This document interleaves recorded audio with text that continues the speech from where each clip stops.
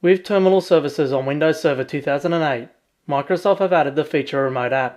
Using RemoteApp allows a user to access an application on a server without the need for a virtual desktop.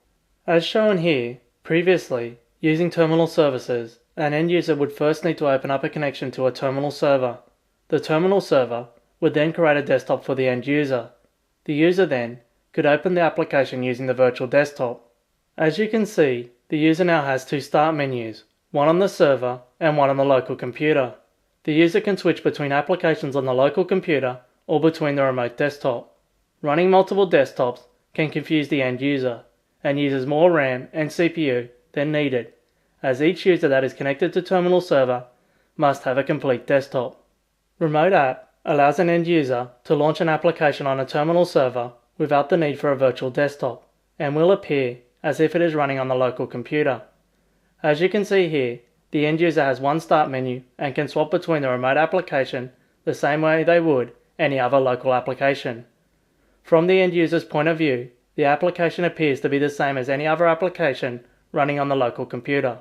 Before you can use RemoteApp on your terminal server, you need to install some applications to provide to the end user.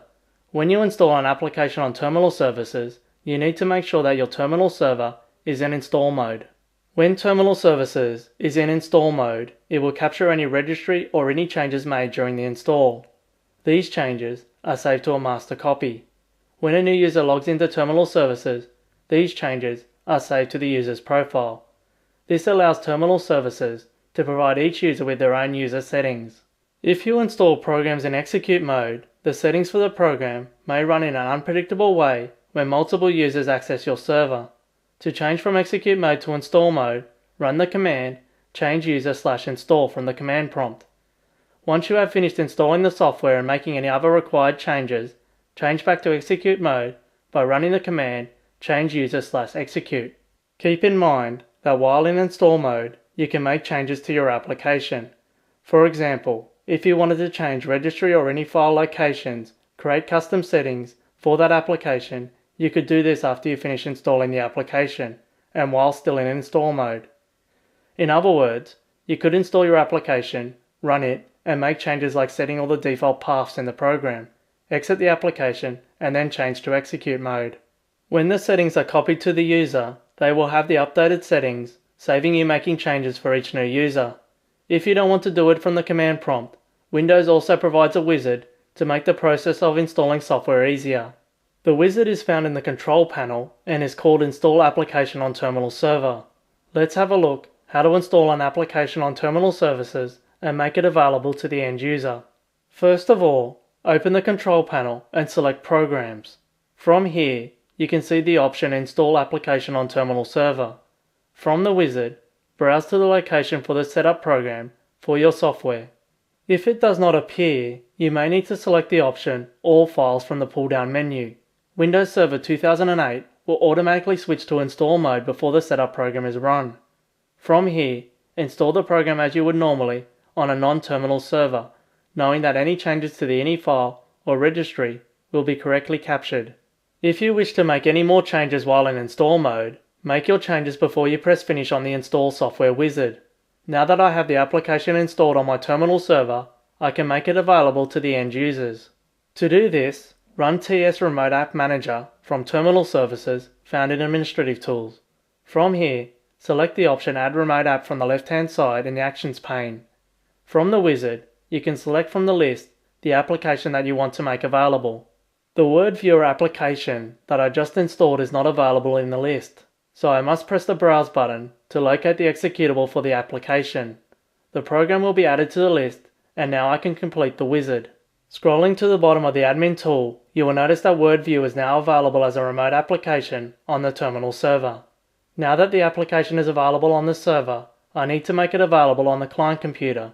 To do this, you can either make an RDP file or a Windows install package. The RDP file can be copied to the client and run from the client. The Windows Installer package or MSI package can be deployed to the client via group policy or run and installed from the client. To create an RDP file for the application, select the application and select the option Create RDP File. From the RDP wizard, you can select a few options like the server to use, gateway, and certificate settings. I am going to leave these on the defaults. Finish the wizard and the RDP file is now created. If you want to create an MSI package, select the option Create Windows Installer Package. Again, you have the same options as the RDP creation wizard. I will just leave these on the defaults. By default, the MSI application will create a shortcut to the application in the Start menu under Remote Programs, but you can change the location if you wish. You can also select the option to create a desktop shortcut. You can also change the default file association for that program to always use the remote application. Keep in mind that if you have the locally installed application for that file association, the local application will no longer be used. Finish the wizard and the MSI application will be created. Both the RDP file and the MSI package have been created in the Package Programs directory under Program Files. The RDP file can now be copied to the end user's computer. The MSI package can now be installed on the client's computer or deployed via group policy. Now that you have your RDP file or MSI package, you need to make the application available on your client's computer. With RDP files, you can copy the file to the client computer. You can even make the RDP file available via a network share. On a large network, you can simply copy the RDP file to the client's computer via a login script. If you create an MSI package, you can run the file locally on the client's computer. On a large network, you will want to look at an automated deployment system using group policy, or if your company has it, Microsoft System Management Server, or third-party automated software deployment solution. Using RemoteApp, you can reduce your administration and make it easier to deploy applications to your end users. Let's have a look at RemoteApp in action. On the Vista client, I have copied the RDP file to the desktop.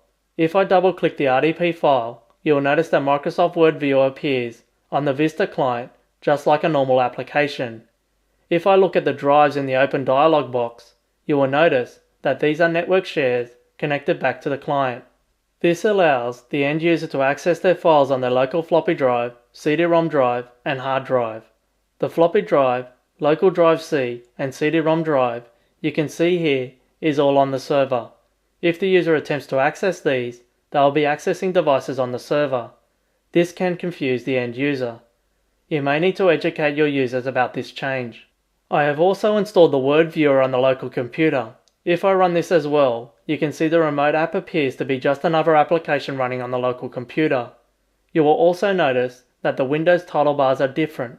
This is most noticeable with the Minimize, Maximize, and Close buttons. With RemoteApp, I can cut and paste between applications running locally and applications running on the server. Besides a few differences, when set up correctly, the end user will not notice the difference between locally running applications and applications running on the terminal server. Terminal Services Web Access allows an end user to access remote applications through their web browser. In reality, the TS Web Access page only provides another method to launch the RDP client. This means when your users use the TS Web Access, they must have RDP Client 6.1 installed. This is available in Windows Server 2008, Windows Vista with Service Pack 1, and Windows XP with Service Pack 3. To install TS Web Access, all you need to do is add TS Web Access component to your terminal server. The TS Web Access role does require ISS to be installed as well, but the wizard will automatically install this for you if it is not already installed. Let's go through installing the TS Web Access role. To add the role, launch Server Manager from Administrative Tools under the Start menu. Since Terminal Services is already installed on this server, I must add the TS Web Access service by scrolling down to Terminal Services and selecting the component Add Role Services. Now it's just a simple matter of selecting TS Web Access. The wizard will detect that ISS is not installed on this server and prompt you to add it to the installation. I will just go ahead and accept the default options for the ISS install. There are no additional options for the TS Web Access. That's it. TS Web Access is installed and ready to go. Now that TS Web Access has been installed on the server, clients can access it using the URL of the server /TS. If the server has been configured with a certificate, you can use HTTPS to make a secure connection.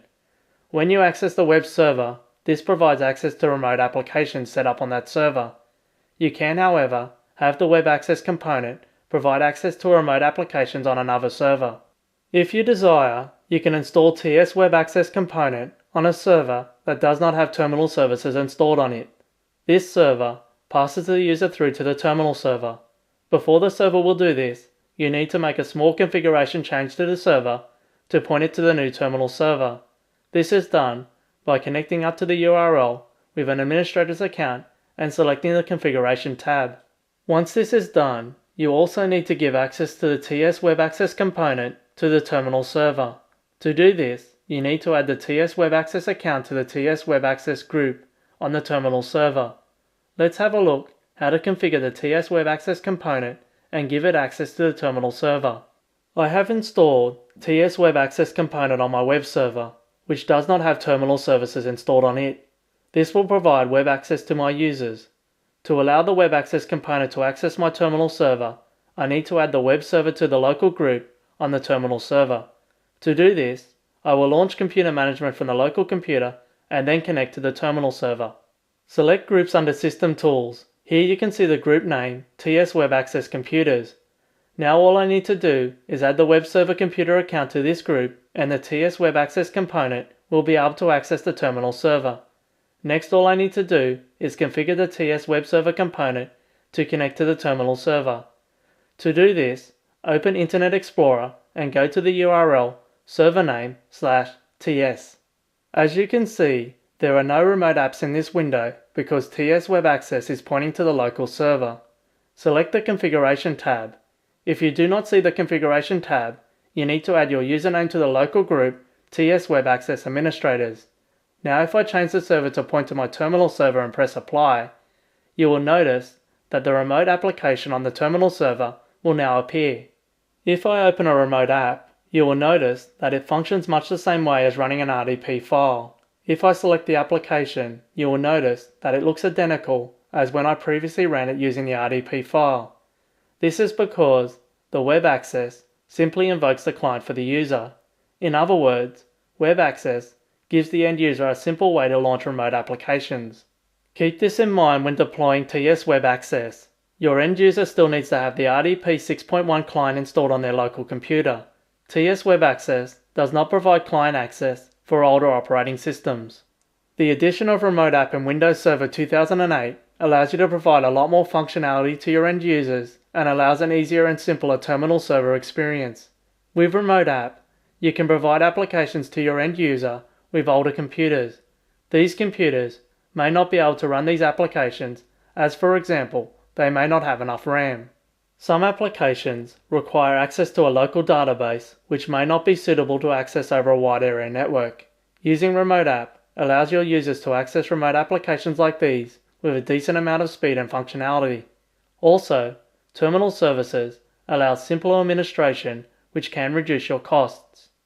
Having your installs on a central server reduces the amount of installations you require, as the software only needs to be installed on your terminal server. With the addition of RemoteApp in Windows Server 2008, Terminal Services provides a more complete and functional solution than ever before.